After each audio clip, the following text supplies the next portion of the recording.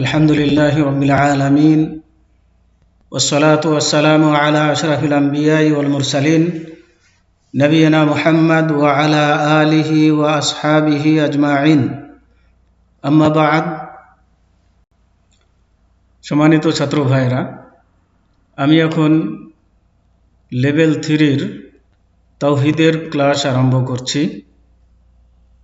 আজকের বিষয় হচ্ছে শিরকের প্রকার।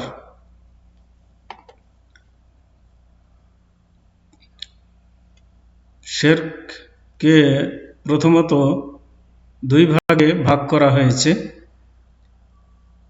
প্রথম প্রকার হচ্ছে বড় শিরক।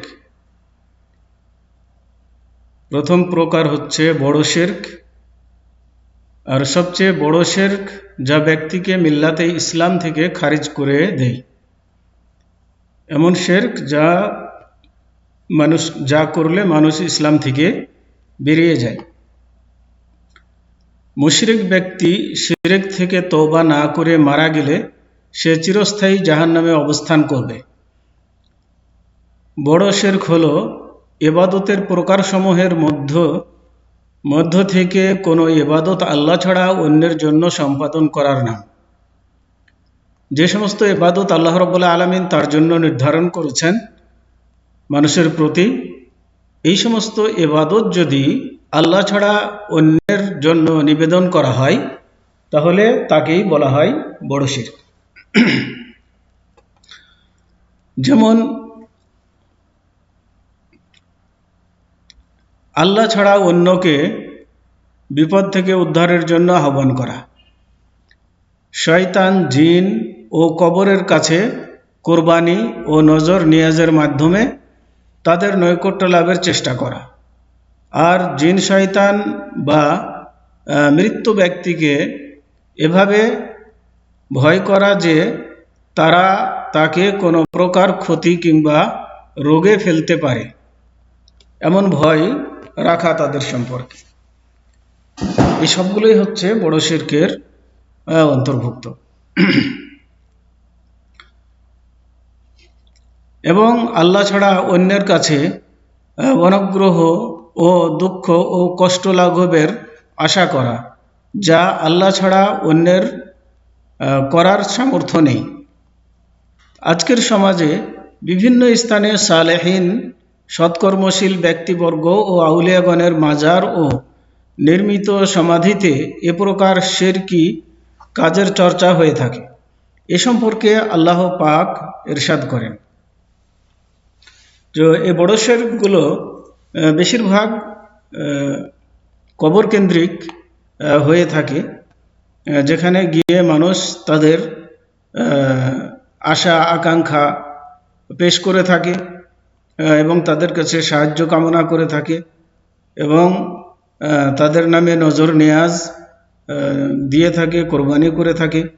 এ সকল কিছুই হচ্ছে বড় শিরকের অন্তর্ভুক্ত। এ মর্মে আল্লাহ তাবারক তাআলা বলেন, ওয়ায়াবুদুনা মিন দুনিল্লাহি মা লা ইয়াদুররুহুম ওয়া লা ইয়ানফাউহুম ওয়া ইয়াকুলুনা হাউলাই শুফাআউনা ইনদাল্লাহ। অর্থাৎ তারা আল্লাহ ছাড়া যার ইবাদত করে তা তাদেরকে ক্ষতিও করতে পারবে না এবং উপকার করতে পারবে না। তারা বলে, এগুলি আল্লাহর নিকট আমাদের জন্য সুপারিশকারী।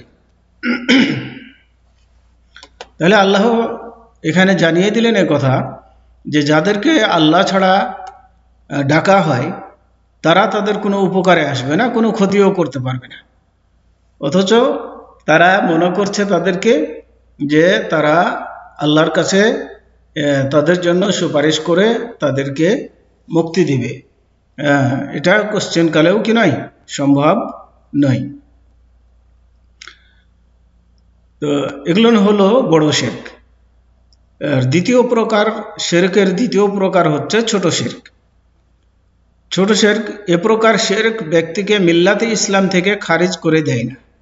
তার মানে কেউ যদি ছোট শিরক করে তাহলে সে ইসলাম থেকে বেরিয়ে যাবে না, মুসলমান থাকবে, কিন্তু তবে তৌহিদের মধ্যে অসম্পূর্ণতা নিয়ে আসে।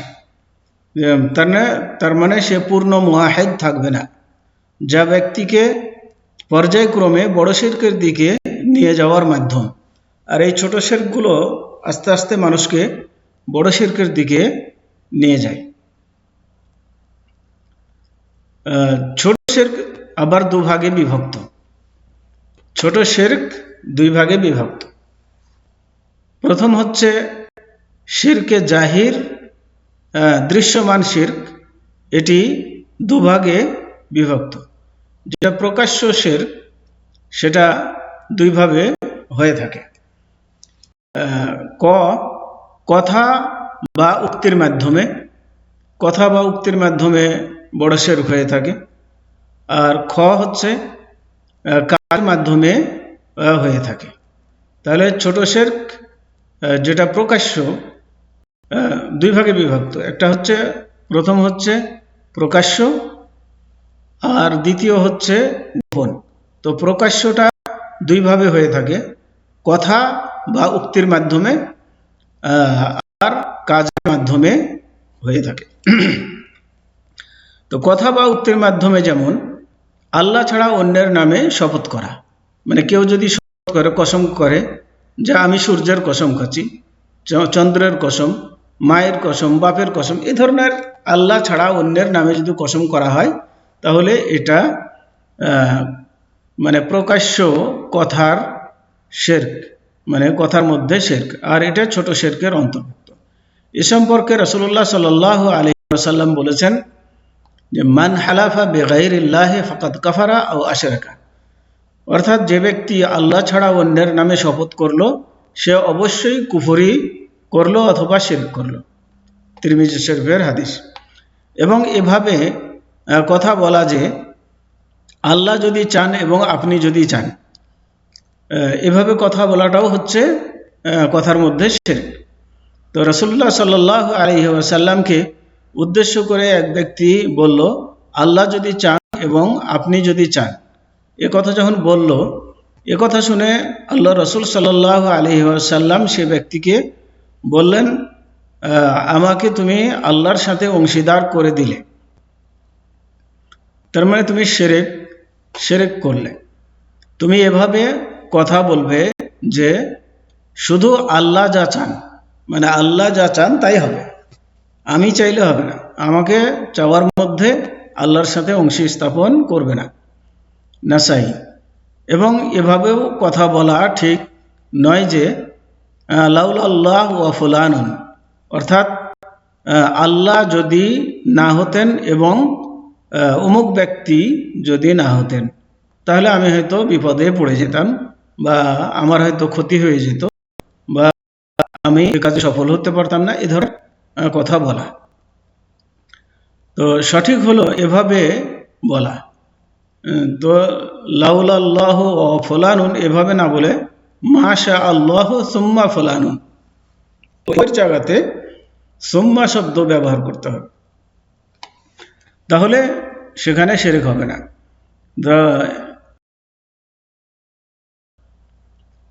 আল্লাহ যা ইচ্ছা করেন অতঃপর অমুক ব্যক্তি। তো এখানে বাংলাতে যদি বলেন তাহলে এভাবে বলবেন, আল্লাহ যা ইচ্ছা করেন অতঃপর অমুক ব্যক্তি।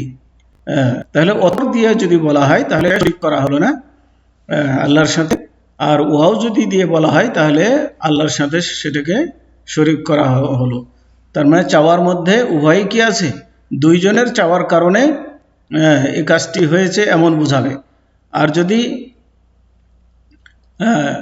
সুম্মা বলা হয় তাহলে আল্লাহর চাওয়াটা আগে, অতঃপর তার যেটা হয়তো করার মতন আল্লাহ ক্ষমতা দিয়েছেন সে ক্ষমতা দিয়ে সে উপকার করলো, এটা বোঝাবে। কিন্তু আল্লাহর সাথে চাওয়াতে শরীক হবে না। আল্লাহ যদি না হতেন অথবা ব্যক্তি, এভাবে বললে মধ্যে সুম্মা শব্দটি বাক্যের মধ্যে বিরতির সাথে ধারাবাহিক ব্যবহার হয়ে থাকে। তো এটা মানে বিরতির সাথে ব্যবহার হয়ে থাকে, যার কারণে মানে সাথে হওয়া, শরীক হওয়া এটা বোঝা যায় না। যার কারণে এমন শব্দ সুম্মা শব্দ দ্বারা যদি কোনো বাক্য বলা হয় তাহলে এর মধ্যে শরিক হবে না, কিন্তু ওয়াও দ্বারা যদি বলা হয় তাহলে পরে শরিক হবে। এর মাধ্যমে বান্দার ইচ্ছা বা আকাঙ্ক্ষাকে আল্লাহর ইচ্ছার অধীন করে দেয়। এ সম্পর্কে আল্লাহর বাণী বলেন, ওয়ামা তাশাউনা ইল্লা আন ইয়াশা আল্লাহু রাব্বুল আলামিন, অর্থাৎ তোমরা ইচ্ছা করবে না যদি জগৎসমূহের প্রতিপালক আল্লাহ করেন। তার মানে আল্লাহ ইচ্ছা না করলে তোমাদের ইচ্ছায় কাজ হবে না।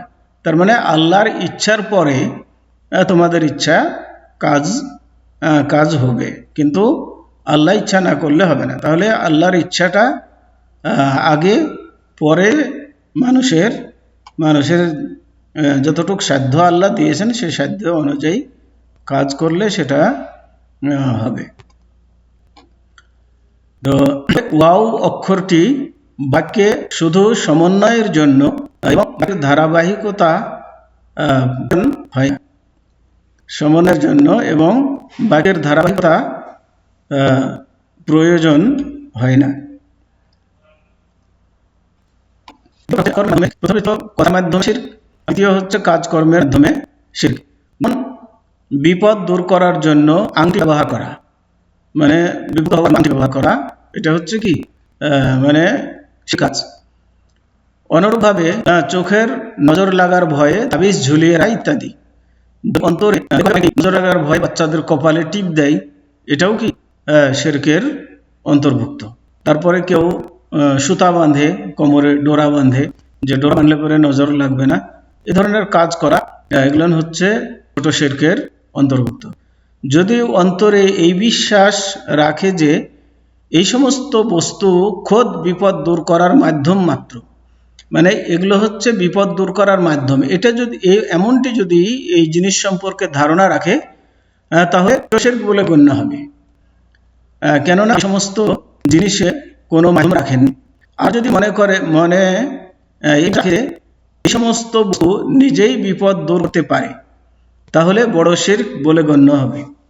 তার মানে আপনি যখন তাবিজ বাঁধছেন তখন যদি আপনার নিয়াত থাকে যে তাবিজ বিপদ আপদ দূর করতে পারে তাহলে এটা বড় শিরক। আর যদি আপনি মনে করেন যে তাবিজ এটা হচ্ছে বিপদ আপদ দূর করার একটা মাধ্যম, আল্লাহই দূর করবে বিপদ আপদ, কিন্তু তাবিজ একটা মাধ্যম, এমন যদি মনে করেন তাহলে ছোট শিরক হবে। তাহলে একটা নিয়াতের উপরে বড় শিরক এবং ছোট শিরক হওয়া নির্ভর করবে।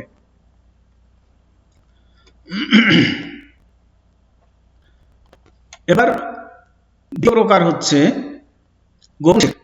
তার মানে ছোট শিরকে মানে শিরককে দুই ভাগে বিভক্ত করা হয়েছিল।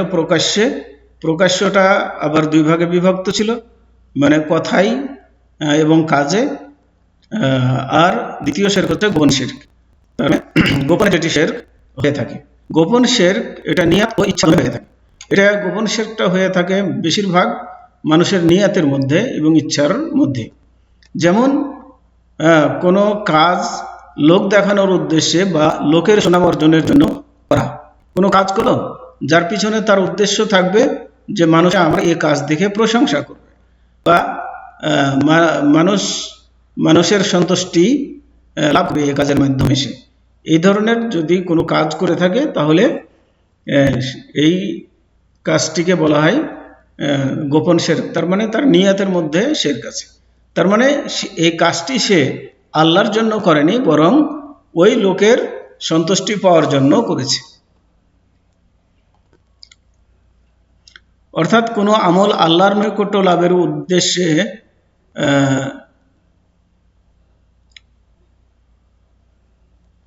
করা, তবে এর মাধ্যমে উক্ত কাজে মানুষের প্রশংসা উদ্দেশ্য থাকে।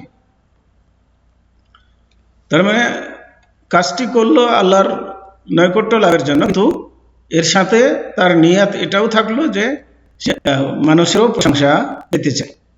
যেমন সুন্দরভাবে নামাজ পড়ে ও দান করে, উদ্দেশ্য হলো মানুষ তার প্রশংসা করে, মানে মানুষ যেন তাকে দানশীল বলে, এরকম তার উদ্দেশ্য।